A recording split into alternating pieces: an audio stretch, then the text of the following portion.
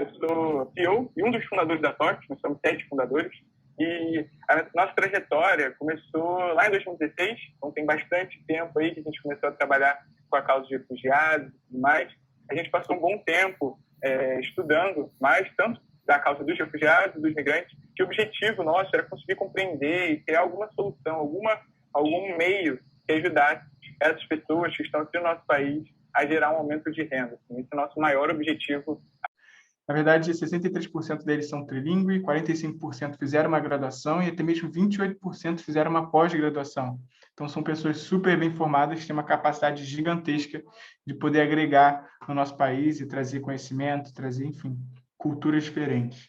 A gente já atuou com mais de 19 nacionalidades diferentes, então são pessoas do mundo inteiro. A gente atua majoritariamente nesses 3 formatos de programa, então algumas linguagens como HTML, CSS, React, Angular, e no back-end, Node.js, Postgre, Docker, enfim, são algumas das linguagens que a gente atua atualmente. E também tem o programa Full Stack, que é quando a gente mistura um pouco de front com um pouco de back-end, beleza? Estou passando rapidinho aqui para a gente não perder muito tempo. A gente tem alguns resultados na imprensa, um dos muito legais que saíram há pouco tempo foi do Jornal Hoje, um da Forbes, foi bem bacana, só para vocês terem um pouco de noção. Sobre os resultados, a gente já rodou mais de 13 turmas no Brasil inteiro, a gente já impactou mais de 230 refugiados, imigrantes, já foram mais de 1.000 horas de aula, e um número que é muito importante para a gente, que é esse 182%, que significa o quanto de aumento médio de renda que a gente consegue promover para os nossos alunos. Então, a gente conseguir ter mais ou menos uma clareza, quase que multiplicar por 3 o salário de uma pessoa antes da TOT e pós-TOT. Isso para a gente é extremamente relevante quando a gente pensa em impacto financeiro e o que isso reflete. Então, isso reflete em qualidade de vida para a pessoa, para os filhos da pessoa, para a família da pessoa que ainda está no país. Então, isso é um impacto direto na realidade daquela pessoa. E, além disso, alguns dos ODS que a gente atua, como o ODS1, o ODS4, o ODS5. Trouxe aqui a foto dos nós fundadores. Todos nós estudávamos no Cefet, né, aqui no Rio, mas cada um em um curso diferente. Então, para a gente é legal poder ver que pessoas que se juntaram ainda dentro da faculdade conseguiram transformar um projeto de faculdade num negócio social. Algumas das empresas que trabalham com a gente, 2 delas aqui são agências da ONU, que reconhecem o trabalho da TOT, isso para a gente é super importante. E, além disso, a gente também tem algumas empresas maiores, como Petex, Raizen, Grupo Globo, enfim. E só deixar aqui meu super obrigado. Desculpa se ficou travando muito a internet, mas queria só compartilhar um pouquinho da nossa história.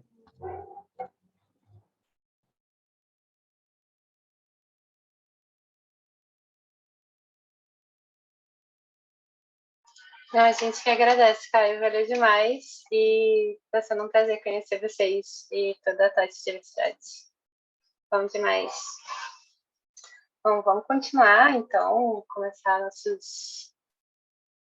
nossos convites aqui, né, para começar nossa conversa. Vai contar um pouquinho mais sobre ele agora. Se convidar aí, tá? Muito boa noite. Tudo bom, gente? Serei eu o incumbido aqui de facilitar a conversa entre nossos 3 service designers incríveis que estão aqui para a gente falar. Só um pouquinho de background bem rápido, um pouco do que a Bárbara aqui já comentou, mas eu trabalho com service design há alguns anos e ultimamente eu tenho focado mais em design estratégico e design de metodologias, né? Então acho que essa experiência, né, de poder ter trabalhado em outras disciplinas do design como UX, design gráfico, UI, acho que isso também ajuda a criar um panorama ali bem interessante numa carreira que ajuda, um ponto vai se conectando com o outro, né, e a gente consegue olhar para trás e ficar mais tranquilo assim, né, dos próximos passos que vem por aí. E um dos pontos, acho que mais importantes que eu acho que trouxe para estar aqui hoje é justamente poder ter tido experiências em diversos papéis, né? Então já fui cliente, né, que demandava, por exemplo, dos times de design, já fui parte do time de design e hoje eu trabalho em rede, né? Então isso ajuda a poder enxergar um pouquinho de cada um desses pontos de vista, e a nossa intenção hoje é trazer esses olhares para vocês, né? Então a gente vai tentar olhar um pouquinho de cada lado do prisma para poder ajudá-los a tirar algumas dúvidas e também levantar muitas outras, porque a gente gosta mesmo é de pergunta, né? A gente gosta de deixar ponto de interrogação. E muito obrigado É pelo convite, verdade. novamente. Ai, obrigada a vocês, todos vocês, por estarem aqui. Bom, mas chama aí, vai. Tá com... Então vamos lá, nosso primeiro É. convidado da noite aqui, Felipe. Felipe, diga oi para nós, se apresente rapidinho, só para dar um salve. Boa noite, pessoal, tudo bem? Só me apresentando aqui, eu sou um homem branco, tô com uma roupa azul escura, meu cabelo é bem baixinho, o famoso cabelo na régua, tô no ambiente aqui, uma luz meia branca, uma parede branca. Eu trabalho hoje na Boa Vista, né? Mas é isso que eu vou falar hoje aqui. E estou bem empolgada e agradecer o convite de vocês, espero contribuir de alguma forma. Muito bem-vindo, Felipe. Vamos para a nossa próxima convidada. Mariana, tudo bom, Mari? Olá, pessoal, tudo bem? Eu sou a Mariana, sou designer. Estou empolgada aqui para falar um pouquinho para vocês como é que é trabalhar dentro de um laboratório de inovação. E depois eu vou falar um pouquinho mais, vou ser bem sucinta agora. Muito bem. E para a nossa última convidada, Matina. Tudo bom, Matina? Boa noite. Tudo bom, Otávio? Tudo bom, pessoal? Eu sou a Martina. Adorei a apresentação que o Felipe fez para cego ver. Gostei. Então, vou fazer a mesma coisa. Eu também sou mulher, me considero... tipo, não exatamente branca,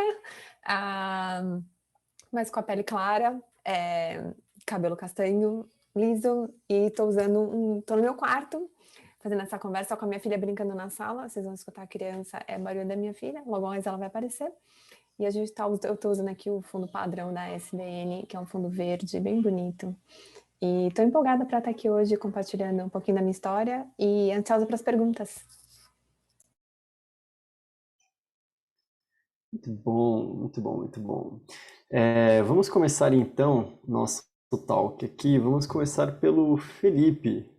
Felipe, por favor, conte para nós um pouquinho da sua história de vida aqui, o seu ponto de vista in-house, na Boa Vista. Bom, vou compartilhar aqui um slide com vocês me avisam se está dando para ver certinho. Carregou, tá vendo? Tá tranquilo? Tá carregando. Agora foi. Bom, legal. Bom, pessoal, vou falar um pouco para vocês da visão do design de serviço dentro das organizações, né? Vou falar da Embraer, que foi a empresa que eu trabalhei até mês passado. Um pouco do que o nosso time aprontou esses tempos lá, tá? Um pouco das barreiras, dificuldades que a gente enfrentou. Bom, uma breve descrição rapidinho. Eu estou viajando no Brasil, né? Conectando um pouco das minhas habilidades de service design, pesquisador, com projetos sociais, né? Principalmente relacionado o último com yoga terapia, numa comunidade em Bituba, Santa Catarina. Está sendo legal. Sou nascido e criado na periferia de São Paulo, Zona Norte, Jardim Peri. Estudo muito criatividade, colaboração, inteligência coletiva, e eu amo muito trabalhar com design.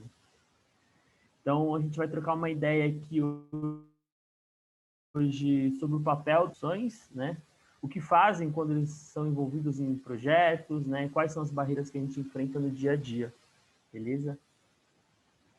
Bom, então, basicamente, o meu papel era dentro do time de transformação digital, que era um time cross, que atendia toda a empresa, né, na Embraer.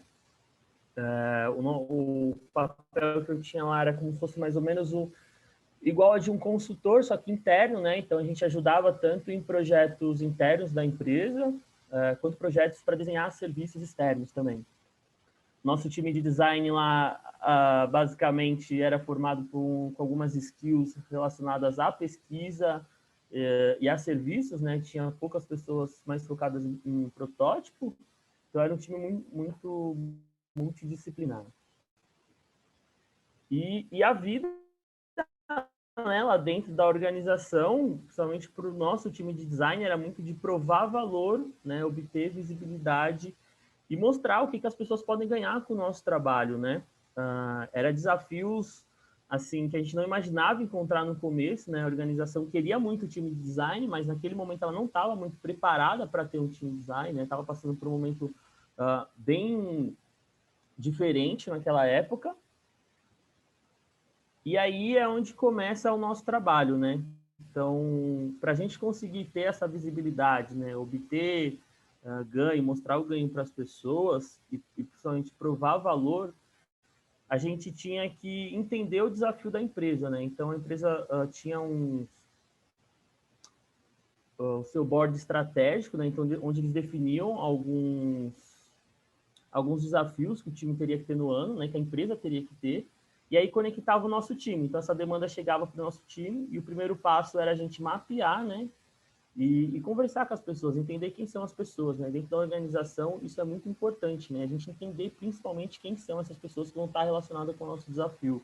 E depois entender o contexto que esse desafio está inserido, né? Igual eu te falei, a gente chegou no olho do furacão, né? Quando a Embraer estava passando por um momento totalmente atípico. Como que a gente ia inserir os desafios ali dentro, né? E por último, depois que a gente entendeu esse desafio, né? Redesenhou, porque o desafio vem de uma outra maneira para o nosso time. A ideia é a gente montar um time para tocar esse projeto, né? Para entender esse desafio e trabalhar ele, né? E é um time muito diverso, que é outra coisa que a organização não estava muito acostumada. Mas aí tem algumas barreiras do dia a dia do projeto, né? Principalmente relacionado ao orçamento, outra vez aqui o acesso às pessoas, né? Cada um estava num lugar do mundo, cada um estava num contexto diferente, cada um estava numa área diferente. A falta de alinhamento também é uma coisa que impacta muito o projeto, é uma barreira, né? Porque quando a gente vai desenhar uma solução, né, principalmente in-house, a gente depende de outras áreas, né? Depende que essas áreas estejam disponíveis, e muitas vezes elas estavam num outro momento, né? E a cultura organizacional. A cultura também impacta muito. As pessoas não estão acostumadas a trabalhar do modelo não linear, a trabalhar com criatividade, a trabalhar com colaboração. Então, isso assusta um pouco no começo, né? Como assim? Eu estou fazendo uma coisa há 10 anos, chega aqui um grupo de pessoas falando, não, calma, vamos mudar isso, vamos fazer algo mais leve, vamos trabalhar mais a nossa criatividade. Então, era uma dessas barreiras que a gente mais enfrentava no dia a dia. E aí, pensando nisso, a gente rodou um primeiro projeto nesse mesmo modelo, né? Falando, vamos rodar assim mesmo, com pouco que a gente sabe. E foi legal, né? Mas a gente sofreu bastante. A gente já pegou muito essas barreiras no dia a dia, mas era assim muito de ter casos que as pessoas não queriam mais nem fazer projeto, de tão forte que era. Então, o que a gente repensou? Falou, pô, vamos repensar o nosso processo de design, vamos criar uma experiência de aprendizagem para as pessoas, né? Porque não adianta a gente pensar no cliente lá na ponta, sendo que a gente não está conseguindo entregar valor nem para as pessoas que estão trabalhando aqui com a gente. Então, o que aconteceu? Nosso processo de design basicamente era esse: pesquisa, análise, ideação, prototipação e validação. Só que dentro desse processo, o que a gente começou a criar? Mecanismos de experiência de aprendizagem. Então, quando a gente montou aquele time diverso, que era constituído por designers, PM, analista de negócio, desenvolvedor, uma pessoa geralmente mais técnica da área, a gente começou a criar esses mecanismos para que as pessoas se sentissem parte do projeto, né? Então, não era só chegar lá, o design sentar e facilitar as dinâmicas, não. A gente criava um ambiente seguro, né? Fazia com que as pessoas dentro do time criassem uma conexão muito forte, né? A gente ia muito além do crachá da pessoa, o que essa pessoa gosta, que tipo de barreiras que ela está tendo, quais são os pontos de vista que ela vai trazer para dentro do projeto, que a gente vai ter que respeitar também, e depois introduzir ela dentro do nosso processo, mas com esse olhar mesmo de aprendizagem, do calma, tá tudo bem, você não sabe de design, eu sei que você está aprendendo um negócio novo, e a gente vai te orientar, a gente vai passar por esse processo junto, né? Então, um exemplo era você levar o cliente da área para fazer um shadowing, né? Para ver como que é o trabalho de um mecânico, para ele entender lá no campo como que uma chapa de um avião vira uma peça. Então, a gente fazia muito isso, né? E aí isso foi ganhando mais visibilidade para a gente, as pessoas foram confiando muito na gente, porque até a solução ficar pronta, isso gera um pouco de ansiedade, né? E a gente precisava entregar aquele valor ali. Então, essa questão de levar isso, de aprender, de ser um processo que, por mais difícil que ele seja, né, por mais complexo que ele seja, as pessoas tinham aquele sentimento de pelo menos estava aprendendo algo, né? E aí começou aquele burburinho dentro da empresa e nosso time começou a ser mais demandado pelos projetos, né? As pessoas começaram a ver valor no trabalho que a gente estava fazendo. E aí, só para fechar aqui, eu quero compartilhar com vocês um desses, na verdade, 4 desses aprendizados que a gente teve e que talvez possa fazer diferença também no seu dia a dia, se você, como service design, né, quer trabalhar dentro de uma organização. O primeiro é sobre pessoas, né? O nosso dia a dia como designer é sobre pessoas. É o que eu falei no começo, a gente precisa olhar para as pessoas além do crachá delas, né? Quem é aquela pessoa? O que motiva ela, né? Como que é o dia a dia dela? Porque para fazer com que essa pessoa que está trabalhando ali com a gente, está ajudando a gente a construir a solução, quando ela for olhar na pesquisa lá para o nosso usuário final, ela também vai querer entender quem que é o piloto que está lá no avião, quem que é aquele cara por trás daquele avião que ele está dirigindo, que tipo de experiência a gente vai criar para ele, né? Então, essa é a primeira dica, né? Seja obcecado pelas pessoas. O segundo é diversidade de pensamentos, né? A gente estava num contexto onde a empresa era todo mundo engenheiro, todo mundo da mesma faculdade, todo mundo branco, todo mundo numa classe social igual ali, e a gente trouxe pessoas diferentes para dentro do projeto, né? Então, você via um engenheiro, um chefe, trabalhando com design, você via trabalhando com estagiário, você conectava a outras pessoas que talvez ele não teria contato no dia a dia da empresa, né? Então, isso enriquece muito a visão na hora da gente criar a solução, a visão do nosso questionamento, né? E outro ponto é criar um espaço para que essas pessoas possam usar, possam utilizar, possam ter essas ferramentas, né? Porque, beleza, você aprendeu, você ensinou, o projeto andou, só que muitas delas querem continuar, querem tocar seus projetos dentro das áreas, querem tentar ser um agente de transformação também, e a gente criar esse espaço, hoje o espaço ele é totalmente digital, né? A gente dá acesso à informação, dá acesso às pessoas, dá treinamento, faz workshop, faz mentoria dentro dos projetos, mesmo que a gente não consiga conectar com todos os projetos, né? Lá naquela época a gente trazia pelo menos as pessoas para continuar dar esse espaço para elas. E por último, e acho que mais importante, foi o que eu mais aprendi aqui, foi paciência. Dentro da organização as coisas não andam igual numa startup, não andam igual numa empresa que já é nativa digital, que já nasce com design.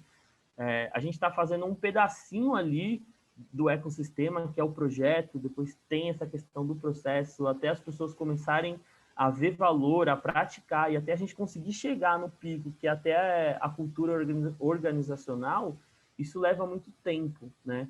Só que se a gente fazer as coisas direitinho, fazer as coisas sempre pensando no melhor para as pessoas, tentando multiplicar isso, né? Não deixando isso para dentro de uma área só, tentando expandir isso, que é o que você falou, trabalhar em rede com as outras áreas, eu acho que a gente consegue, de fato, ter um impacto bem legal dentro da organização, tá? Mas isso leva muito tempo, tá, pessoal? Bom, é isso. Acho que muito obrigado aí, boa. Estou muito feliz de estar aqui com vocês. Eu espero, de alguma forma, aí, ter ajudado. Boa, Felipe. Obrigado você, cara, por ter compartilhado a tua história. E eu falei besteira no começo, eu falei Boa Vista, me confundi aqui. Lembrar. Não, tem problema. Muito bom. Bom, então, agora dando continuidade aqui, agora vamos ouvir um outro ponto de vista, que é o ponto de vista da Mari. Mari, conta pra gente como é que é tocar a vida num centro de inovação. Vamos lá, pessoal. Como é que eu compartilho a tela aqui? Vamos ver. Não está me deixando compartilhar.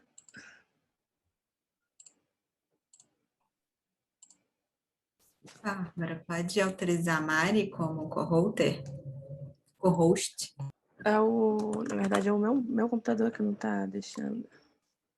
Eu acho que eu passei por isso, tem que autorizar nas configurações, né? Isso aconteceu comigo no início. Se for isso mesmo, talvez você tenha que fechar o Zoom e você avisa pra gente. Achei. Peraí. Nessa hora o Danton tem mais razão ainda em ter o comentário dele. Ai, Galera do Zoom Danton! precisa de um time de UX urgente. Saudades, Danton! Muitas. Bom, como Então, vocês só estão dá vendo para minha ver tela? aqui. Já está Conseguem ver? aparecendo. Perfeito. Aê! Bom, gente, eu sou a Mariana, como eu falei no início. Acho que a ideia aqui hoje é eu contar um pouquinho de como é ser designer de serviços dentro de um laboratório de inovação. Eu sou designer há 11 anos. Comecei minha carreira bem dentro de design gráfico, sou formada em design gráfico. Ao longo dos anos, eu comecei a estudar como estar mais focada dentro de estratégia, mais do que só na parte visual do trabalho. Eu fiz uma especialização em design estratégico, um MBA, né? Depois fui estudando design thinking, que foi até onde eu conheci o Danton, que está aqui com a gente. E nesse período eu fui passando por consultoria, estive alocada dentro de cliente, e há 2 anos eu estou... 3 anos, na verdade, vai fazer 2 anos. Comecei no finalzinho de 2019 no Lab da Oi, que é o laboratório de inovação que a gente tem focado em pensar os nossos produtos e serviços a partir da lente do design. Essa turma até já está diferente hoje em dia, mas quando eu entrei, eu tinha essa galera trabalhando comigo. Então, o foco do Lab é sempre pensar design e estratégia, sempre com esse viés de inovação. É uma equipe multidisciplinar, então a gente tem gente designer, tem gente de pesquisa, jornalismo, já teve gente de filosofia, engenheiro de produção, então, publicidade, marketing. Então, a gente tenta unir essas multidisciplinas para pensar, de fato, o design e os projetos dentro da empresa, de que maneira a gente consegue, de fato, começar a pensar serviço, né? Então, a gente tem a abordagem de design thinking, mas sempre focada a serviço. Mesmo que a gente esteja trabalhando com um produto especificamente, a gente sempre vai buscar pensar esse produto com a entrega do serviço que a gente está dando para o cliente, né? E nos últimos tempos, a gente também começou até a fazer projetos internos, muito focado nessa cultura organizacional, falando com o time de RH. Vamos pensar um pouquinho como a gente pode pensar o serviço que a empresa entrega para os seus próprios colaboradores. Então, a gente chegou a fazer alguns projetos com esse foco. E a minha ideia aqui é falar assim, trabalhar num lab in-house, né? A gente está dentro da empresa. A gente tem aí alguns fatores que a gente acaba vivenciando, né? Então, a gente é muito uma área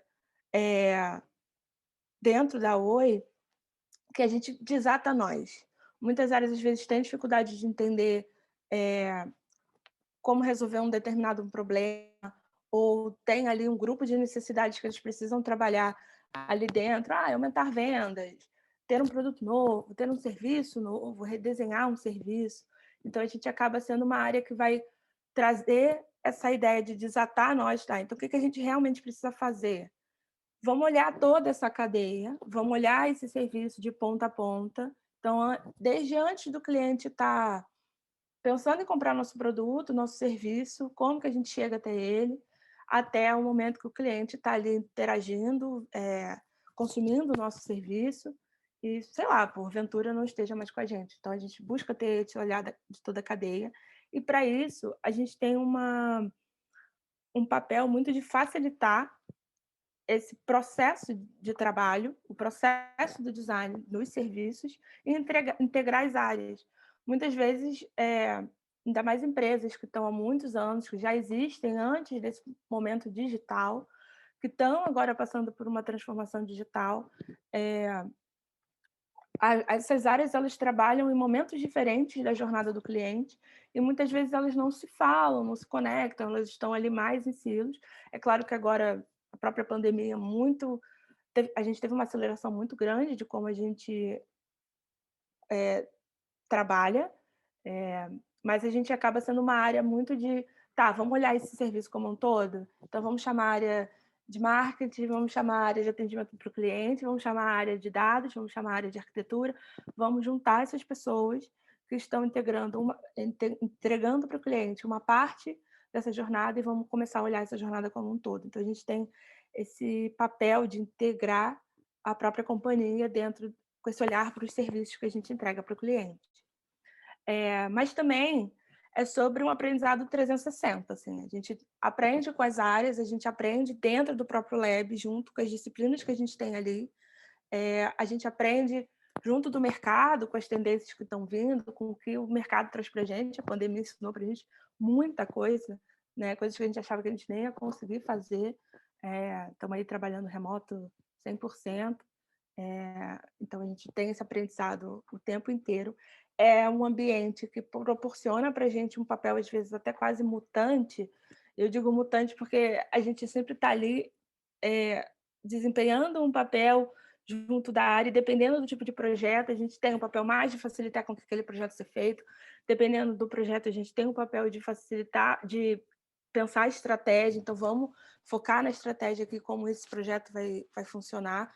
E até dentro do lab, as pessoas, às vezes, têm um papel de liderar um projeto, depois a pessoa está ali mais com um chapéu de especialista, então a gente tem esse papel assim, que sempre está em busca de mudança e evolução.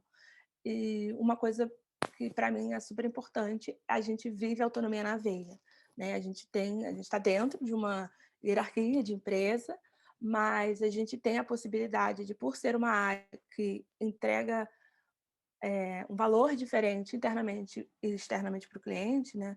A gente tem uma autonomia de assim, olha, esse projeto a gente precisa fazer dessa forma.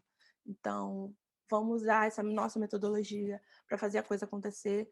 E isso é muito legal porque as áreas começam a ver uma forma diferente da gente olhar os projetos, de entregar os nossos produtos e serviços para o cliente. E é sempre um trabalho de experimentação, né? Então, a gente vive aqueles valores do design sempre na veia, né? Como eu falei, a liderança colaborativa. Então, isso aí, antes da pandemia, era a gente analisando insumos de workshop. Uma dessas 3 pessoas aí é um líder de projeto, mas a gente sempre busca estar ali com a mão na massa. Os projetos precisam acontecer com a colaboração de todo mundo que está ali. E a gente, às vezes, tem um rodízio, então, para um projeto específico, que, por exemplo, tem mais a ver com uma entrega de comunicação, junto da área de comunicação, qual é a expertise que pode estar liderando esse projeto? É um projeto que está muito focado em a gente ter facilitação de cocriação, então, quem é o colaborador ali, né? Quem é aquele cara do lab que vai poder estar junto à frente desse projeto, auxiliando na tomada de decisão. É claro que a ideia é a gente sempre ouvir a voz de todo mundo que está ali, e aí a gente tem o líder de projeto que tem esse papel muito mais de guiar o trabalho para que ele flua da melhor maneira, do que ser alguém que está, de fato, ali mandando no projeto, sabe? O projeto é feito pelo time. Então, a gente sempre está fazendo projeto junto.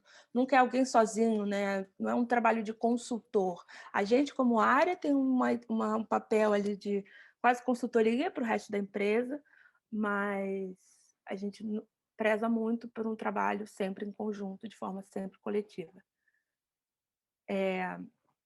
Um ponto que até o Felipe, né? O Felipe trouxe para a gente foi que às vezes a gente tem desafios dentro da empresa de trazer essa cultura do design. Então, o lab também acaba sendo uma área muito de conseguir levar para o resto da empresa como a gente precisa pensar no cliente, como que o cliente ele tem que estar ali no centro, e disseminar essa cultura desse trabalho mais colaborativo, de juntar mais as áreas, de pensar de fato não só aquela jornada da interação com o cliente, empresa, externo, mas também começar a olhar como os nossos processos podem funcionar da melhor maneira para impactar positivamente a jornada do cliente. Então, é um desafio da gente estar sempre junto da diretoria e das pessoas que de fato interessam os projetos ali dentro da companhia, de vamos fazer um trabalho diferente, vamos começar agora a pensar mesmo o que a gente realmente precisa fazer de forma mais assertiva. Na pandemia, o Lab teve que se adaptar muito. Isso aí é um pouquinho da gente no dia a dia de trabalho. Tem dia que a gente está ali vivendo o desconforto do próprio processo, né, que sempre tem. O processo de design ele vai ter ali um momento de muita imersão. Na hora da análise vem muito desconforto da gente entender de fato o problema, até de fato a gente conseguir entregar soluções e botar isso para rodar. Mas também tem momento de descontração, tem o momento da gente se ouvir, né? A gente fala muito dos valores do design, mas eles também valem muito para a gente, né?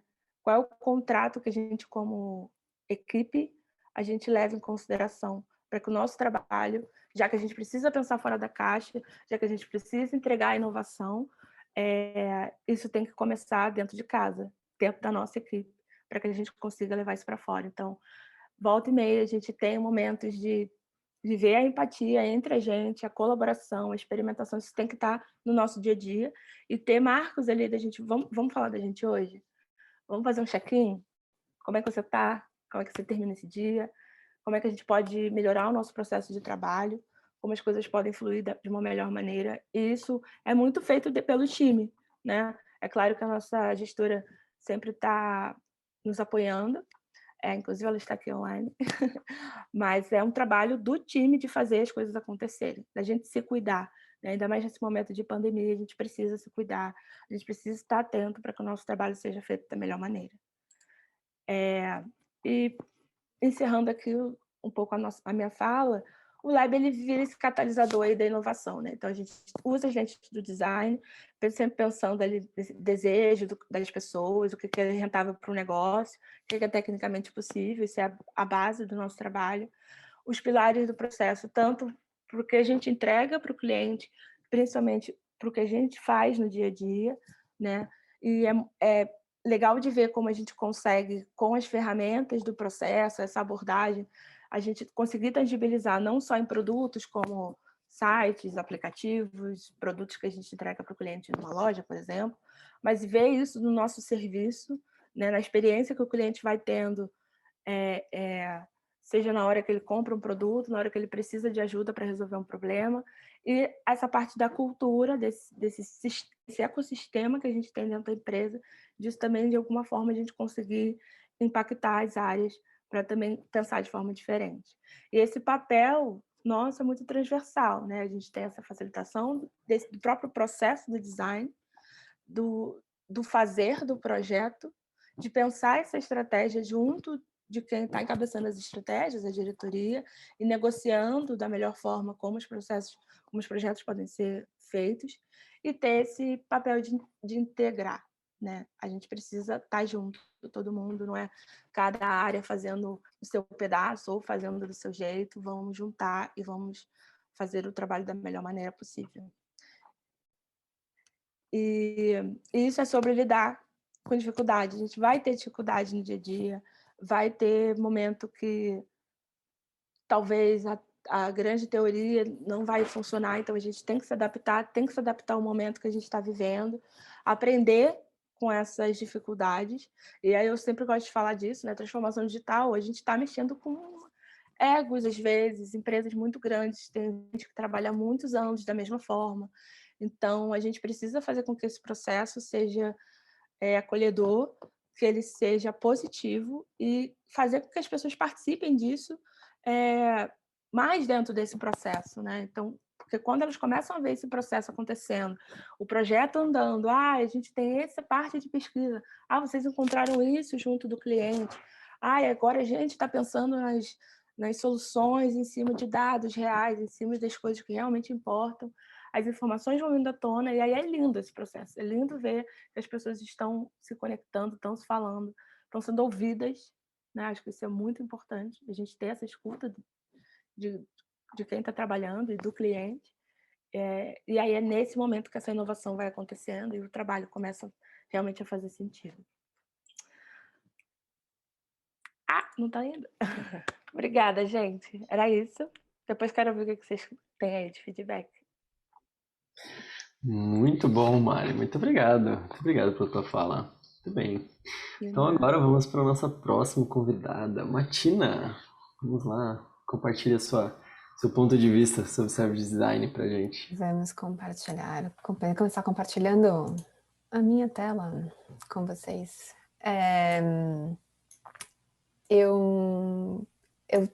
Vou seguir a linha que o Felipe começou, para ter certeza que a gente está fazendo para cego ver da melhor forma. Eu estou compartilhando aqui, vou compartilhar 3 slides muito simples, uma linha um pouco diferente do que a Mari e o Felipe fizeram. O primeiro slide tem só o meu nome, algumas datas que vou citar e uma foto minha. Bom, meu nome é Matina. Eu comecei minha carreira dentro do universo de design, trabalhando no mundo digital, em 2003, como arquiteta de informação, trabalhando em agência de publicidade, que era o que tinha na época. A primeira agência de publicidade em São Paulo que teve uma equipe de arquitetura de informação foi a agência Clique. Eu fui estagiária nessa agência. Em 2006, aconteceu alguma coisa que todos os arquitetos de informação viraram UX designers. E depois a gente veio entender que, na verdade, existia o espaço do arquiteto de informação, existia o espaço do UX. E aí, nessa fase, em 2006, eu fui trabalhar no UOL. E desde então, eu venho trabalhando in-house. Eu nunca tive experiência de trabalhar dentro de consultoria. Então, tudo que eu vou falar aqui é conforme a minha perspectiva, trabalhando dentro de grandes empresas, trabalhando dentro de empresa, né? Essa visão do in-house. Eu trabalhei no UOL muitos anos e 2010, 2011, eu mudei para o Itaú. E dentro do Itaú, tive a oportunidade de trabalhar dentro de uma equipe de inovação.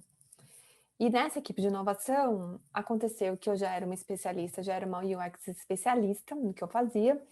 E como eu era uma especialista, os projetos que chegavam até mim, e por estar numa equipe de inovação, os projetos tinham um nível de complexidade e viam o serviço que estava... O problema não estava exatamente no universo digital, o problema estava no serviço.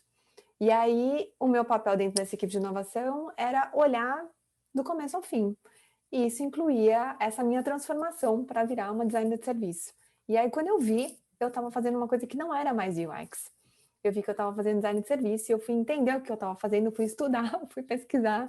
E aí sim, a partir de 2012, eu fui me conectando com a SDN, com outras instituições e profissionais, e lendo livro e aprendendo fazendo. Depois dessa experiência trabalhando no Itaú em equipes de inovação, trabalhei em 2 equipes de inovação diferentes, eu fiquei um tempo, um período sabático, cuidando de filho, cuidando da casa, fazendo projetos para organizações não governamentais. E depois trabalhei como UX Researcher e designer de serviço dentro de uma empresa da área da saúde, um plano de saúde. E hoje eu trabalho numa startup de tecnologia que trabalha com vídeo e análise de dados para esporte, como designer de serviço. E aí, o que eu queria trazer para vocês aqui, assim, eu acho que a minha experiência está muito conectada com o que a Mari, com o que o Felipe falaram, de quando eu era designer de serviço trabalhando em uma equipe de inovação. Que a equipe de inovação, por si só, tem esse papel de, de conectar as pessoas, de trabalhar com esses projetos que são, assim, disruptivos para a empresa, né? Tem todo esse viés, né? Tem toda essa motivação. E eu queria trazer para vocês um olhar um pouco diferente, que é quando eu deixei de trabalhar em equipe de inovação e passei a atuar como designer de serviço dentro de empresa, mas não em equipe de inovação, as coisas mudaram um pouquinho. E aí eu queria mostrar esse outro lado. Não acho que tem certo, não acho que tem errado. Eu acho que cada empresa é uma empresa diferente, cada empresa tem a sua cultura, cada empresa tem a sua forma de acontecer. E para a gente falar um pouco disso, eu queria só citar aqui alguns pontos que eu acho importantes, que são quais são os princípios do design de serviço. E aí, quem for estudioso do caso e gostar de ler, tem uma série de livros diferentes que mostram princípios diferentes e formas diferentes, mas um que eu gosto muito é um trabalho feito pela professora Lara, a Penin. Ela dá aula numa universidade nos Estados Unidos, chamada Parsons. Ela escreveu um livro faz pouco tempo, que chama Introdução do Design de Serviço, Desenhando o Invisível, né? E dentro desse livro ela apresenta esses princípios que estão aqui. Então, um descritivo da tela que eu estou apresentando é um slide bem simples, com um topo verde, escrito Princípios do Design de Serviço, e eu estou mostrando um ícone que representa cada um dos princípios que estão aqui, uma foto do livro. O primeiro princípio é o centrado no usuário. O segundo princípio é co-criativo. O terceiro princípio é tangível. O quarto, orquestrado e holístico. Dentro da equipe de inovação, eu fazia tudo isso. A gente começa um projeto e começava sempre pensando, tá bom, quem vai ser impactado por isso? Né? Essa é a primeira pergunta. Quem que eu coloco aqui no centro dessa história? Qual que é o primeiro ponto de vista que a gente começa desse processo aqui? Tá bom, então se é co-criativo, quem vai participar disso comigo? Quem que eu vou trazer para a roda para fazer isso comigo? Tem a etapa do tangível. Eu preciso transformar isso em algo visível, algo que as pessoas conseguem, tá bom. Eu estou falando eu quero um serviço que seja efetivo, e você está falando que você também quer um serviço que seja efetivo. O que quer dizer efetivo? Sei lá, entendeu? Como é que a gente traduz uma palavra que é tão grande, que tem tantos significados, em algo que faça sentido? Contando uma história. Muitas vezes é o que a gente faz. Tem que ser orquestrado, porque isso impacta a empresa como um todo. Eu mexi no serviço aqui no começo, vou impactar lá no final. E aí eu preciso estar conectando tudo isso dentro da empresa. E ele tem que ser holístico, ele tem que ver o serviço como um todo. Quando eu estava no time de inovação, todos esses princípios estavam claros para mim. E funcionavam de uma forma muito bem. Só que como era o meu papel como designer de serviço? Alguém batia na porta da equipe de inovação e falava assim, Martina, a gente está com um desafio aqui. Beleza, vamos sentar? Sentava, fazia, acontecia, blá, blá, blá, blá, blá, blá. Chegava um ponto, falava, pessoal, um beijo para vocês. Agora que vocês estão empoderados com a metodologia que a gente ensinou, agora que vocês já está tudo aprovado, vocês vão conseguir, vai acontecer, voa passarinho. Bom, ia lá, eles voavam, de vez em quando batia de volta, tirar uma dúvida aqui, uma dúvida ali, mas tinha essa questão de como é que a gente levava essa inovação, essa mentalidade de inovação para as outras áreas, para que eles tivessem autonomia de seguir com isso. Hoje, trabalhando como designer de serviço dentro de empresa, fora de equipe de inovação, o meu papel ele é mais ampliado nessa questão de ver para dentro da empresa. Não basta eu desenhar um serviço, e para isso eu estou como parceiros das equipes de design de produto, eu tenho design de conteúdo, eu tenho arquiteto de informação. Não basta a gente desenhar o serviço de como o cliente vai ver pro lado de fora, mas como é que eu desenho o serviço para dentro? Como é que eu mudo? Que sistemas eu tenho que mudar dentro da empresa? Que processos eu tenho que mudar? Então, hoje, mudou a minha chave um pouquinho. Eu estou mais focada nessa transformação para dentro. Quando eu falo para dentro, vou mostrar o meu último slide.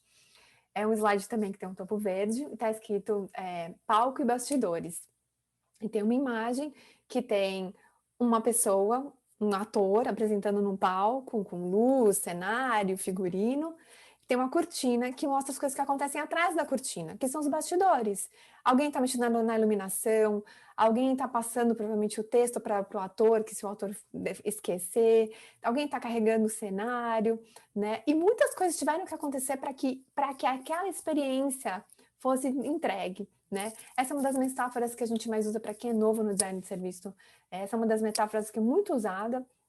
Em inglês a gente fala, né, de front stage e backstage, mas acho que a gente pode traduzir para português, porque o português é tão lindo, né? Então a gente tem o palco, a gente tem os bastidores, e hoje meu trabalho no design de serviço, não vinculado à equipe de inovação, é um trabalho muito forte focado nos bastidores. Tá bom, o desenho da jornada, o desenho da experiência, ele é relativamente, na verdade, simples de fazer. O tempo que eu gasto para fazer isso é relativamente pequeno, porque as pessoas estão empolgadas, tem toda essa etapa para isso, mas como é que eu faço para colocar esse serviço de pé? Né? Como é que é a experiência do funcionário, do colaborador, para que eu consiga alavancar ele, proporcionando processos e sistemas que façam com que ele consiga entregar aquele serviço que a gente visualizou juntos. Então, essa é uma visão que eu não tinha quando eu trabalhava dentro de equipe de inovação, e que eu acho que está sendo muito bacana. Está sendo muito bacana também para mim trabalhar numa empresa que hoje não só trabalha com a parte de software, com a parte é um produto digital, então o cliente ele assina, tem uma assinatura, ele participa desse serviço, né? Mas a gente também tem uma parte de hardware, uma parte física, a empresa produz uma câmera. Então, hoje em dia, o projeto que eu estou fazendo hoje dentro da empresa é como é que a gente redesenha esse processo dentro da empresa, da construção dessa câmera, né?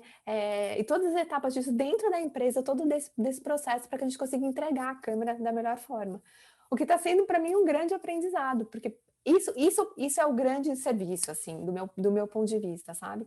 E eu acho que tem o Nielsen Norman Group tem um vídeo quando ele explica design de serviço, ele usa uma terminologia que eu gosto bastante, que é uma coisa é você desenhar o serviço, e eu acho que todos nós podemos ser empoderados por isso, né? E outra coisa é aplicar o design de serviço, né? Podem ser duas coisas diferentes, e às vezes são. E esse desenho do serviço que implica nessa maturidade, de mexer no sistema, de repente, eu aposto que assim, quando eu estava na equipe de inovação, eu gastava pouco tempo nessa parte do backstage, mas hoje eu vejo nessa parte de bastidores o quão isso é importante para que essa transformação efetivamente aconteça, né? E era isso que eu queria falar hoje, para a gente iniciar essa conversa, porque eu acho que tem muito para a gente bater papo. E é isso. Muito bom, Matia, muito bom, muito obrigado. Meninas, temos perguntas? Já temos perguntas. Para você que ainda não mandou pergunta, fique à vontade aqui no chat, mande suas dúvidas, questionamentos para nossos 3 convidados e convidadas para poderem falar um pouquinho mais sobre. Glenda e Bárbara, temos alguma? Sim, Senão Otávio. temos? Diga. Bem, vou ler aqui então, tá? É uma pergunta da Maitê. Ela fala o seguinte: o pensamento e a cultura do design são muito importantes na construção do processo de pensar mais em serviços. Ela contou, né, que está aqui numa empresa com pouca maturidade e muito tradicional, e tem o interesse de conseguir iniciar esse pensamento do design, né, principalmente por já conhecer bem os processos. Mas aí ela pede, né, uma sugestão de como prototipar, iniciar essas mudanças, e ela se provoca aqui um pouquinho, né? Ou é melhor eu desistir e conseguir fazer isso sozinha na empresa e partir para outra? Calma, Maitê, calma, respira fundo. Vai dar tudo certo, fica tranquila. Quem quer falar um pouquinho sobre essa pergunta? A pergunta da Maitê aqui. Posso Vai lá, Felipe. responder. Vai lá, cara. Primeiro, Maitê, não desiste, tá? Tem como dar certo. Eu vou te falar um caso que a gente passou muito parecido com isso quando a gente iniciou o time. Eu fui um dos que ajudou a montar o time lá na Embraer. E um dos pontos que a gente mais conseguiu escalar isso para tentar chegar na cultura foi estando perto das pessoas, né? A gente tentou ficar mais próximo perto dessas pessoas e entregar o valor mínimo, né? Então, não adiantava a gente tocar o processo como um todo, se eles nem conheciam direito como era, isso assustou muito no começo. Mas depois, principalmente quando veio a pandemia, acho que a pandemia foi uma virada muito importante, porque as pessoas acabaram precisando da gente para bastante coisa, principalmente para muita facilitação. Então foi ali que a gente falou, bom, se o processo inteiro, por enquanto, ainda não está funcionando, vamos entregar um valor menor, mas o valor, né? Vamos de fato fazer com que essa experiência seja inesquecível para essas pessoas. Então a gente começou fazendo pequenas entregas, facilitando o workshop, começando com criação, começando a fazer os times conversar. E aí foi quando a empresa começou a entender. Faz um negócio diferente. Com isso começou a surgir o burburinho, né? A gente deu sorte da primeira área da gente entregar esse valor pós-pandemia, foi a área de marketing, né? Então as coisas andam rápido lá dentro, né? O pessoal sai espalhando bastante. E eles contaram a experiência de como foi, né? Como que a gente conseguiu unir 5 unidades de negócio, fazer com que as pessoas conversassem, criar um ambiente ali onde elas conseguissem co-criar, onde elas conseguissem ter uma conversa aberta. E aí espalhou, né? Depois que espalhou, vários times começaram a chamar a gente, inclusive um time de cultura organizacional, né? Que era responsável pela cultura, para a gente começar a ajudar eles nesse processo, né? E aí foi quando a gente começou a escalar o design para dentro da empresa. Tem muito a ver com o que você falou, né, Felipe? Eu gostei muito da tua última palavra ali, que foi paciência, né? Quando a gente fala, né, da empresa e corporação como um sistema complexo, né? As coisas levam um pouco mais de tempo, né? Eu sempre gosto de usar aquela metáfora como se a gente estivesse usando uma rede, assim, de um alambrado, alguma coisa assim, né? Quando você empurra a grade, você está empurrando e influenciando um pedaço, né? Tem partes da grade que nem vão se mexer. E é muito parecido, né, com a corporação. A gente faz, né, algumas ações que a gente tem, elas vão ser muito pontuais, elas não vão influenciar todo o ecossistema de uma vez, né? As coisas vão acontecer um pouquinho mais encadeado, né? Uma coisa vai levando a outra. Então, acho que o que você trouxe da tua fala, né, da paciência, eu acho que esse é um bom caminho, né? Sim. Maite, vou acrescentar aqui na resposta do Felipe. Eu acho que uma coisa importante para você aplicar qualquer metodologia nova, pode ser o design de serviço ou qualquer coisa que você queira experimentar, é você conseguir um patrocínio dentro da empresa de alguém que está num cargo estratégico. Será que você consegue se aproximar de alguém que está num cargo um pouquinho mais estratégico e mostrar para essa pessoa o valor da metodologia que você quer aplicar? Você consegue mostrar para essa pessoa, falar assim, olha, eu vejo que existe este problema, esse espaço de problema, né? E dentro desse espaço de problema aqui, se a gente aplicar essa metodologia, a gente tem espaço para aprender isso, né? Será que você consegue montar uma história para criar essa conexão? Porque eu acho que, assim, da minha experiência trabalhando em empresa, é que às vezes a gente precisa ter uns contatos que ajudem a gente a emplacar algumas coisas. Então, eu acho que design de serviço tem muito de politicagem também. Assim, sabe? Saber com quem você está falando, saber a hora de você falar, saber a hora de você apresentar, né? E uma coisa que o Felipe falou que é super importante é qualquer ação nova, você tem que pensar qual é o menor valor que eu consigo entregar mais associado com isso, né? Vamos pensar no MVP, né? Então, assim, dentro desse cenário aqui, desse problema tão grande, tenta encontrar qual seria o menor recorte possível associado ao maior valor possível para que você consiga fazer algo que seja pequeno, mas que consiga mostrar o valor do que você está fazendo, e aí sim você vai ampliando. Qualquer grande ação, por exemplo, projetos grandes que eu fiz de design de serviço, que foram incríveis. Primeiro, eles levam muito tempo para serem executados. Eles demandam muito dinheiro da empresa, porque eu exijo horas de funcionários para participar. Lembra que é co-criativo? Eu preciso de muita gente participando. E depois a implementação disso, para a gente conseguir ver o resultado, olha, eu tenho que te dizer que tem projetos que nunca viram luz do dia. Muitos dos projetos de design de serviço são muitas vezes projetos para serem provocativos, são projetos para ajudar a empresa para ver possibilidades diferentes, né? Tem uma metodologia que chama design especulativo, em inglês chama speculative design, né? Que é exatamente isso. Como é que eu faço assim para fazer uma coisa totalmente louca? Só para a gente vislumbrar cenários que, putz, não existem, para a gente poder pensar efetivamente fora da caixa. Não que eu acredite que pensar dentro ou fora da caixa exista, tá? Mas assim, então, quanto menor for o seu recorte, mais valor tiver associado com aquilo, eu acho que mais chances você tem. E não desiste, não é fácil. Não é porque a gente está contando a história aqui de um jeito curtinho e simples que não tem um monte de pedra no nosso caminho, tá? A estratégia da amostra grátis, né? Quase. Tem que ser um eu cartão tenho- de visita, uma amostra grátis, né? É quase isso, Otávio, é quase Para isso. poder sentir o gosto, né? Para eles poderem sentir como que realmente pode ser relevante. Às vezes é até facilitando uma reunião. Você usar a metodologia para facilitar uma reunião mostra muito do valor. Esse ponto que a Matina falou agora, eu tenho um exemplo muito bom. Porque já me fizeram essa pergunta uma vez. Eu não consigo implementar esse pensamento do design, pensar isso dentro da empresa. E eu lembro que teve um momento que eu estava dentro de um cliente com esse papel de trazer o design, mas com muita relutância. O time que estava trabalhando era um time de desenvolvimento que já funcionava daquela forma e assim, não tinha espaço. Eles achavam, às vezes, perda de tempo ter um workshop.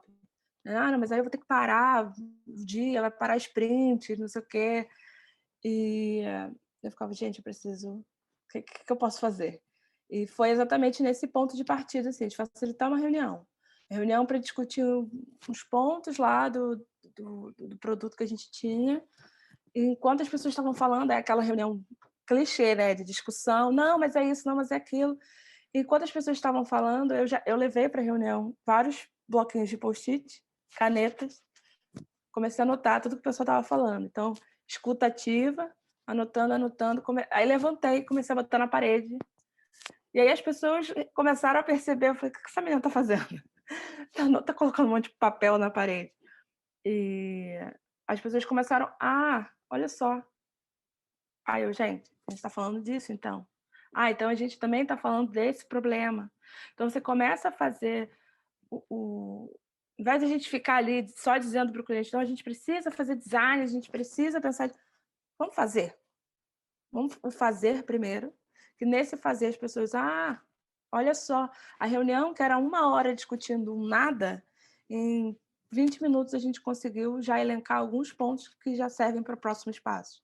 Então você vai dando essa degustação e você vai vendo que, poxa, fulano está pensando diferente, vamos juntar com fulano para ver o que dá para fazer. Esse patrocínio super importante, assim, essencial, eu diria até, para o projeto acontecer. Então, juntar quem realmente pode ajudar a gente e nesses passinhos.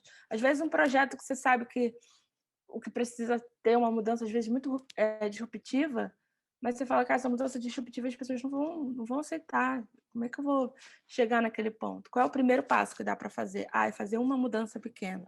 Nessa mudança pequena, as pessoas já começam a ver valor, e aí você vai conseguindo dar mais um passinho à frente até, de fato, as coisas engrenarem.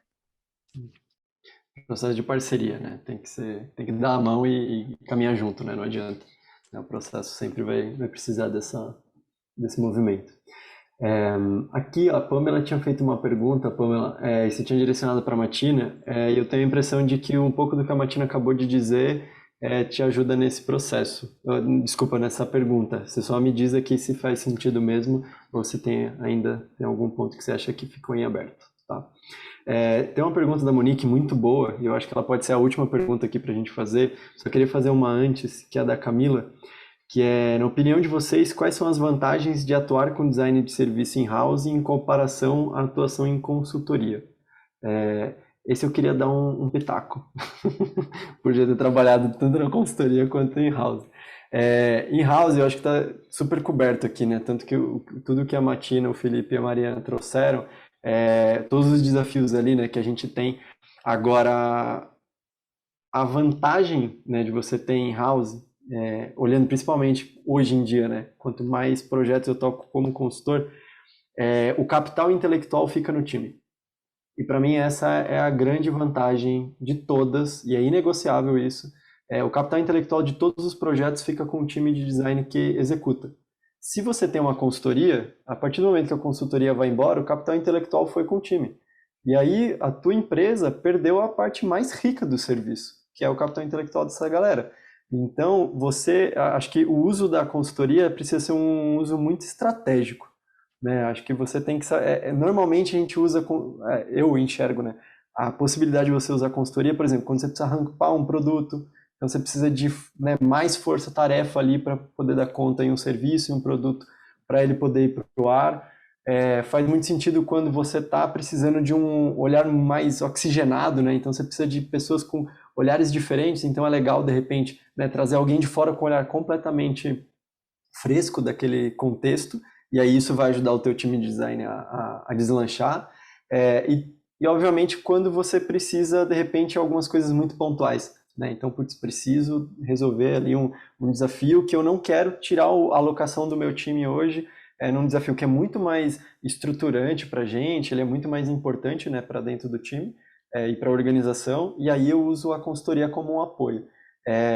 Tirando esses contextos, cara, é sempre mais rico você trabalhar com um time de service design in-house, porque, cara, tudo fica lá dentro, a equipe vai evoluindo e vai absorvendo tudo isso, né? Então a experiência toda fica com o time. Eu acho que essa é a parte mais rica dessa história, né? E acho que é o principal benefício quando a gente, inclusive, justifica isso financeiramente pro time de decisão, né? Para a galera de gestão, porque que vale a pena você sim contratar e montar um time de design in-house do que você ter um time de consultoria. Eu sou sócio numa health tech, né, e a gente está passando por exatamente esse momento. né? A gente tinha uma consultoria ajudando a gente a rampar alguns produtos e agora a gente precisa ter um time, porque aconteceu da gente rescindir o contrato com essa consultoria e agora eu perdi todo o capital intelectual, né? Todos os designers que construíram o que a gente construiu foram embora. E agora, né? Eu vou ter que começar do zero, aculturamento, né? Passar toda a visão da empresa, o que que é, o que que não é, a paixão pelo aquele negócio e tudo mais. Então, acho que a principal vantagem é essa, sabe? De você ter o time que é a empresa, né? Que respira aquela cultura. Então, acho que se eu pudesse dizer uma vantagem, eu diria essa, tá? E aí, gente, até por conta mais do horário, para a gente poder respeitar o combinado aqui com todos vocês, eu queria pegar então a pergunta aqui da Monique, e aí fazer para os nossos 3 convidados, eu queria ouvir a opinião de vocês 3, tá? A pergunta dela é a seguinte: onde o design de serviço júnior está? Muitos de vocês vêm do design gráfico e eu também estou querendo fazer essa migração. E aí, onde que estão os service designers júniors? Contem pra gente aqui qual é a visão de vocês sobre isso. Pergunta de 1 milhão. Olha, Mas posso que tá, começar? Monique, aqui tá por aí. Tá por aí. Olha, eu Vai, posso pode, né? começar dizendo o seguinte: essa é uma pergunta tão profunda que eu decidi abraçar parte dessa pergunta como um estudo do meu projeto de mestrado. E eu comecei a fazer uma entrevista agora, eu estou com mais ou menos umas 30 pessoas de 14 países diferentes me ajudando aqui, respondendo, participando de uma pesquisa comigo. E esse não é um problema só do Brasil, tá? Estou conversando com gente na África do Sul, com gente na Austrália, com gente nos Estados Unidos, com gente na Europa, falando exatamente disso, que gente que assim, ou está tentando fazer uma transição de carreira, tá falando assim, olha, eu já trabalho com design há algum tempo, ou já sou um profissional sênior, trabalhando numa outra área, tipo operações ou gerente de projetos, né? E já trabalhou como designer de serviço, se encantou pela área, quer fazer a migração e não encontra vaga. Então, eu acho que assim, existem essas vagas, porque eu também estou entrevistando design de serviços júniors. Então, essas vagas existem, mas elas são poucas. Porque o que acontece é que a maior parte das empresas, normalmente elas não têm um time de design de serviço, elas têm uma vaga para um profissional que está alocado num projeto. E como o design de serviço, muitas vezes, é aplicado em projetos que são complexos e que demandam essa visão de saber ser orquestrado, de ser holístico, né? Quando a gente olha para o projeto, a gente fala assim, putz, esse projeto aqui não dá para dar na mão de um júnior, porque o júnior não tem experiência para fazer isso. Então, assim, o que eu queria dizer não é impossível de você achar, existem essas vagas, mas elas são poucas. A minha recomendação, e pelo que eu estou vendo, de gente que conseguiu fazer essa transição, é que, para mim, foi uma coisa que aconteceu, foi fluida. Mas outras pessoas que eu vi fazendo essa transição, eles fizeram essa transição de uma forma que também começou por outras áreas. E foi assim, ou pelo UX, ou pelo design de conteúdo, outras áreas que já estavam desenvolvendo dentro da empresa, e essa pessoa começou a trazer essa metodologia, começou a abraçar isso, ou começou a aplicar o design de serviço. E aí, com isso, ela começou, aplicando o design de serviço dentro da função dela, ela começou a adquirir um portfólio, porque isso é uma coisa que você vai precisar mostrar quando você for concorrer com uma vaga. Então, ela começou a montar um portfólio, mesmo não tendo essa função de design de serviço, ela começou a montar um portfólio com foco no design de serviço, né? E aí, sim, começou a aplicar para vagas que efetivamente são mais seniors, ou vagas dentro de consultoria, vagas que possibilitam... Porque o design de serviço júnior, ele precisa trabalhar com outros designers de serviço para conseguir adquirir experiência. Então, as consultorias, os times de inovação, às vezes possibilitam isso um pouco mais. Essa é a visão que eu estou tendo através da pesquisa que eu estou fazendo, do que eu estou aprendendo, e das pessoas que conseguiram fazer essa transição, e das pessoas que estão tendo mais dificuldade de fazer essa transição, ou até mesmo iniciar mesmo na área, tipo gente que fez formação, graduação em design de serviço, e que também tem dificuldade, tipo, olha... tem 2 pessoas que eu estou entrevistando aqui dos Estados Unidos e que elas falam o seguinte, olha, eu entendo que o design, eles são designers júnior, se formaram em design de serviço na universidade, graduação deles foi design de serviço, e eles não estão trabalhando como design de serviço, porque eles entendem que o design de serviço é uma coisa muito ampla e que para eles conseguirem atuar plenamente, eles precisam ter experiência em outras áreas. Então, eles estão aplicando ou estão na área de pesquisa, atuam em alguma empresa que eles consigam proximidade com o designer de serviço, ou eles estão como UX, ou eles estão em outras áreas associadas ao trabalho do designer de serviço para ganhar essa experiência e conseguir subir. Essa é a minha visão. Eu acho que eu posso contribuir um Boa. pouquinho também, né? Penso muito igual o que a Martina falou, mas vou dar um caso que foi o meu real, né? Como que eu entrei? Foi o trabalho voluntário, né? Tem bastante startups, as startups estão bombando, principalmente em coworking, no Oxigênio, essas incubadoras. E eu pedi, falei, pô, será que não tem como fazer um trabalho voluntário? Eu estava desempregado. Falei, pô, eu acho que... Deixa eu tirar o vídeo aqui, porque senão acho que vai atrapalhar a internet. E pedi para fazer esse trabalho voluntário. Foi um trabalho que era para ficar um mês só na startup e acabei ficando 4 meses. E era o único designer aplicando para gerar portfólio mesmo. E desse portfólio, você vai conhecendo pessoas vão começando a te indicar. E aí foi quando me indicaram para a TOTOS. Né? E lá na TOTOS, eu dei muita sorte de trabalhar com um service designer assim, incrível, que é o Lucas. Eu sou muito grato. Porque, de fato, ele pegou na minha mão e falou assim, tá, já entendeu o básico? Agora vem aqui que eu vou te ensinar. E aí isso é muito legal porque é o que eu tenho hoje, né? A Pamela trabalhou comigo na Embraer também e é essa reciprocidade. A gente preferia contratar pessoas júnior para a gente ter esse mesmo carinho, pegar e falar assim, não, a gente vai te ensinar, a gente vai trabalhar junto nesse projeto, a gente vai melhorar suas técnicas. Então, acho que tem também essa responsabilidade de quem já está na área de também ajudar essas pessoas, né? Ajudar, assim, pegando na mão mesmo, meu, você não sabe fazer um PPT, vem cá, você não sabe facilitar, vem comigo, olha como que eu faço, melhora isso, melhora aquilo. Então, isso fez uma mudança, assim, muito grande para mim, né? O trabalho voluntário, né, que eu consegui meu primeiro emprego, e ter profissionais que têm esse carinho, que teve essa paciência de me ensinar.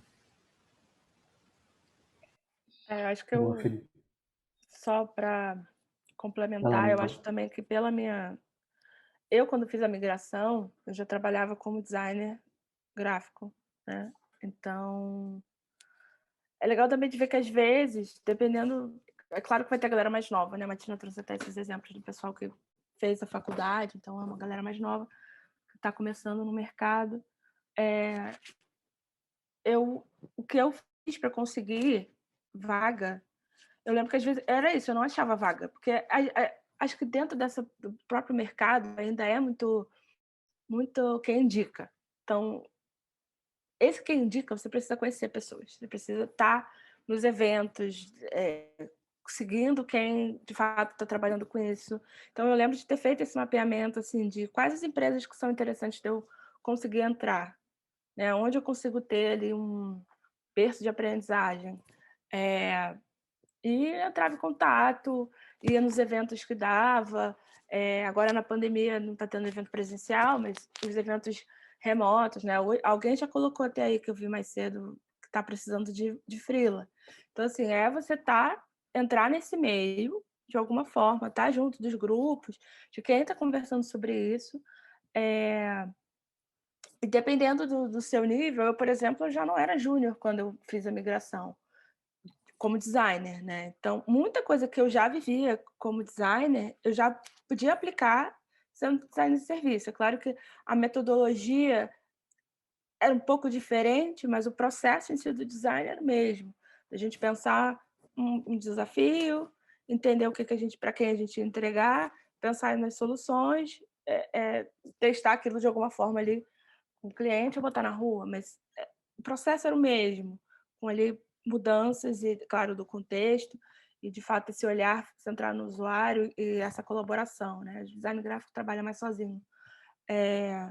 Então, gente, eu já trabalho com isso, eu tenho uma teoria aqui, tenho lido muito, quero uma chance, uma oportunidade para conseguir botar isso em prática, tudo que eu venho aprendendo. Então, tem que ter... A gente vai estar lidando com o cliente o tempo inteiro, a gente vai ser a pessoa que vai facilitar o workshop, que vai estar encabeçando o projeto. Então, essa autonomia e essa proatividade, ela precisa estar no nosso sangue e acaba esbarrando também de como a gente busca essas oportunidades, né? Empresa grande, às vezes não está botando o nome da vaga de designer de serviço, é um analista, é um um designer de outra coisa, e aí a descrição da vaga você começa a ver e fala, mas isso tem a ver com o que eu quero fazer, isso não tem a ver com o que eu quero fazer. Então você começa a entender mais ou menos como que as empresas estão tentando encontrar esse profissional, porque muitas vezes as empresas não sabem como procurar esse profissional também, por isso que a vaga é pouca. Eu tenho um sentimento disso, de que às vezes a empresa não está nem conseguindo saber que ela precisa daquele profissional. Então, a gente botar a cara a tapa aí um pouquinho ajuda também a gente encontrar essas oportunidades. A gente tem que cavar mesmo. Boa, Mari. E Monique, também tem um ponto de, até aí dividindo um pouco nessa questão do júnior, eu comecei como Service Designer Júnior porque eu era UXer também lá no Itaú, numa área parceira ali da área que a Matina trabalhava, e o Itaú teve a oportunidade de começar a primeira área de design de serviço ali dentro do time de design em si, e eu fiquei sabendo por algum motivo X, que eu não lembro agora qual que foi, mas é muito parecido com o que a Mari estava falando, né? De, cara, você ir lá, bater na porta e falar, meu, eu queria experimentar isso. E a migração de UX para design de serviço começou por causa de um curso de design thinking, inclusive com o Luiz Alt, lá em 2011. Então, esse curso fez com que eu falei, pô, cara, para mim, né, eu sempre gostei muito mais da parte estratégica do que a parte tática, por exemplo. E eu nunca soube qual era o nome daquilo, eu só sabia que era design de alguma coisa, mas não sabia exatamente qual era o nome. E aí, quando eu vi aquilo, eu falei, pô, talvez faça sentido. E aí, conhecendo a Livework lá, junto com o Luiz e tudo mais, entendendo um pouco do que era, né, que nem a Mari falou, começou a dar nome, e aí sim é uma questão muito parecida com o que a Matina disse, sobre projetos, né? Às vezes a gente tem que ir ali fazer o cartão de visita, que nem o Felipe fez ali, né? Trabalhar de repente numa startup, alguma coisa assim. Essa questão, né, da gente conseguir fazer a migração às vezes tem a ver com, né, um salto de fé ali, um pouco de né, experimentação, de poder testar um pouco ali do trabalho, daquilo de fato. E aí sim você conseguir horas de voo e começar a trabalhar com aquilo, né? Então eu acho que tentando responder, né, juntando um pouco aqui de tudo que a gente comentou e na tua pergunta, o Service Designer, o Júnior, ele tá por aí em várias outras disciplinas do design. Talvez ele só ainda não sabe o nome ou ainda não deu esse nome, né, para a disciplina que ele gosta de fazer, né? Então acho que esse é um ponto bacana de pensar, né? Às vezes, e outra, Service Design também, se a gente for pensar no mercado, principalmente para quem contrata, né, para as empresas, é uma disciplina nova, né, uma profissão nova. Às vezes eles nem sabem como chamar, e a gente, de um lado, a gente está aculturando essas empresas, do outro, eles estão começando a entender o valor desse profissional, e no terceiro lado, a gente tem os profissionais querendo ser, né, esses profissionais, né, executarem esses papéis. Então, às vezes, a gente só precisa entender qual o momento, né, qual a maturidade que a empresa, né, ou a vaga ali naquela situação está acontecendo. E aí a gente, de repente, consegue conectar esses pontos, esses interesses. E aí a Bárbara me contou aqui no nosso backstage que a gente tem mais tempo de uma pergunta. E aí a gente tem a pergunta da Pamela aqui, que ela falou que eu já comecei a criar um mapa de aliados, mas eu gostaria de exemplos ainda principalmente sobre dificuldades iniciais, quais são as tretas ali de conseguir fazer essas alianças.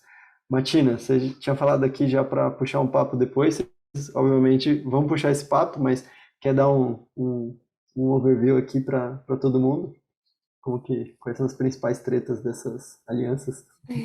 Eu vou tentar juntar isso até com uma outra pergunta que você respondeu, Otávio, sobre qual a diferença, né, do design de serviço in-house e na consultoria. Eu nunca trabalhei em consultoria, mas quando eu estava in-house, eu contratei designers de serviço que atuavam com a gente. O design de serviço na consultoria, eu vejo que ele tem um papel de trazer realmente esse oxigênio, que às vezes falta, né? Que você fica imerso ali naqueles problemas, então ele traz um olhar novo. Compensação, ele vem muito nessa etapa inicial e ele realmente vai embora. Ele não está conectado com a implementação, com o desenvolvimento daquele serviço, né? Então, ele tem um impacto grande no começo e depois eu imagino que esse profissional ele deve ter que saber como lidar com o fato de que ele não sabe se o serviço que ele desenhou efetivamente é um serviço que vai funcionar, se ele não tem esses aprendizados, né? Do ponto de vista, o Otávio falou do ponto de vista da empresa, né? O que vale mais a pena? contratar, ter uma pessoa in-house ou contratar uma consultoria. Do ponto de vista do profissional, se você é uma pessoa que gosta dessa primeira etapa, né, e tudo bem você não vê o serviço efetivamente acontecer, né, porque às vezes você termina o seu projeto antes de você ver tudo acontecer, né? É um bom iniciador, né? É um bom iniciador, mas você não vê as coisas acontecendo. E tem muita coisa bacana que acontece nesse desenrolar até o produto efetivamente, para o serviço efetivamente ir para o ar. Se você, em contrapartida, é uma pessoa que gosta de ver tipo, a coisa acontecer, né, de aprender durante esse processo, não só na etapa do começo, mas seguir esse processo, que tem pontos positivos e pontos negativos, o trabalhar in-house possibilita isso. Mesmo dentro de uma equipe de inovação, que também tem esse foco mais de consultoria interna, você está ali para acompanhar aquele serviço. Você tem que manter contato com essas pessoas, né? Hoje, no papel que eu tô muito focada nisso. E aí, quando você fala, Pamela, sobre, putz, como é que eu faço para mudar uma empresa? Eles querem mudar, mas estão há 20 anos, os mesmos processos, os mesmos serviços. Acho que a primeira coisa que tem que fazer é uma das coisas que a gente já falou aqui, sobre empoderar as pessoas que estão em volta de você. E entender aonde elas querem chegar, trazer essa visão de futuro. Porque um desenvolvedor que está trabalhando num sistema, num processo, há tantos anos, ele tem um carinho por aquilo que ele desenvolveu, entendeu? Ele tem uma conexão com aquilo, né? Ou um analista, né? A gente chegar, vir de fora e falar assim, cara, vamos fazer diferente, vamos fazer melhor. Cara, o que é melhor, entendeu? Só um parênteses aqui. Há uns anos atrás, eu comprei uma escova de dente elétrica, porque o meu dentista falou para mim assim, você precisa de uma escova de dente elétrica, Martina, você é uma mulher moderna, você precisa disso. Sabe o que acontece? Eu não sei escovar os dentes com a escova de dente elétrica. Eu fico pirada, fico louca, entendeu? Toda vez que eu tenho que usar. Eu não sei, eu gosto da minha escova de bambu, de plástico, que eu uso, que eu sei o que fazer. Imagina um profissional, entendeu? Então, assim, pode ser moderno, pode ser melhor, mas, cara, lidar com pessoas é um universo, assim, fantástico. Então, assim, primeira coisa não basta só montar, eu entendi que você falou que você está montando um ecossistema, vai ver onde isso está impactando, mas como é que você ajuda essas pessoas, como é que você planta a sementinha na cabeça dessas pessoas que pode ser diferente, que pode ser melhor. E aí, através desse desejo, é que você consegue trazer uma série de outras coisas, né? Então, assim, faz exercícios de inspiração com eles, mostra como outras empresas estão fazendo, pergunta para eles como é que vocês poderiam, como é que a gente junto podia fazer melhor? E se nossa empresa fosse, na verdade, comprada pela, sei lá, pela SpaceX? Como é que o Elon Musk como é que a gente ia fazer para atender as necessidades do Elon Musk? Se as empresas fossem compradas pelo Google, usa dessas mais clássicas, a Nike, qualquer coisa que ajude eles a projetar o futuro. Porque as pessoas não conseguem, às vezes, entrar num exercício de design de serviço simplesmente porque elas estão apegadas ao presente e porque o trabalho delas é esse, entendeu? O chefe dessas pessoas vira atrás e fala assim, entrega isso amanhã. Como é que você chega e fala assim, gente, não, mas vamos pensar numa coisa melhor. Cara, o melhor vai demorar 2 anos para ser feito, vai dar um trabalho do cão, entendeu? A pessoa não tem apego. Como é que você cria essa vontade? Tem muita coisa que dá para fazer, mas eu diria que o primeiro passo é criar o desejo. Se não existiu o desejo da mudança, se não existiu o desejo de pensar numa coisa melhor, se eles não conseguirem visualizar, falar, caralho, dá pra fazer isso, entendeu? Falei um palavrão, né? Que feio. Né? Dá para ser diferente, né? Vamos olhar os competidores, vamos olhar análogos. E aí você vai criando esse desejo. Aí quando esse desejo existir, vai existir a pergunta. E aí, Pamela, como é que a gente faz para isso acontecer? Agora que você cria esse desejo que a gente pode ter bolo de chocolate na hora do almoço, como faz? Ah, mas esse bolo de chocolate tem aveia, tem chia, você vai... Aí você vem trazendo esse processo de inovação. Espero que você tenha ajudado a conectar essas duas coisas e também mostrar essa questão do design de serviço, né, in-house e dentro de empresa. Boa, muito bom, gente. Então, Bárbara, vamos encerrar agradecer, agora. Né? Maravilhoso, muito inspirador, todas as falas de cada um de vocês, acho que foram as melhores pessoas para estar aqui. Espero que tenha inspirado muita gente também, não só cada um que tá aqui. Agradecer também a presença de cada um que pôde trazer seu tempo e também apoiar a TOT Diversidade. Agradecer a TOT Diversidade pelo apoio também, a parceria. E de novo, eu acho que conversas assim engajam muito a gente, né, como comunidade, e trazem essa vontade de continuar, né, continuar trocando e aprendendo um com o outro, assim, isso que é o grande cerne aí da nossa comunidade. Tem, enfim, uma pequena... desativar aqui o mover a marcação para todo mundo poder se ver. Não sei se vai dar, mas... Bom, estou tentando. Como é que eu faço aqui? Deixa eu sacar. Então, obrigada, Távia, pela mediação. Obrigada, Martina, Mariana, Felipe, deixar todo mundo aberto também, entrar em contato com o pessoal. Em outubro, a gente deve ter um novo encontro. Então, acho que por hoje foi maravilhoso. Então, muito obrigada e boa noite a todos. Gente, obrigada. Obrigado, gente. Obrigada, pessoal. Boa noite. Tchau, tchau. Obrigado, pessoal.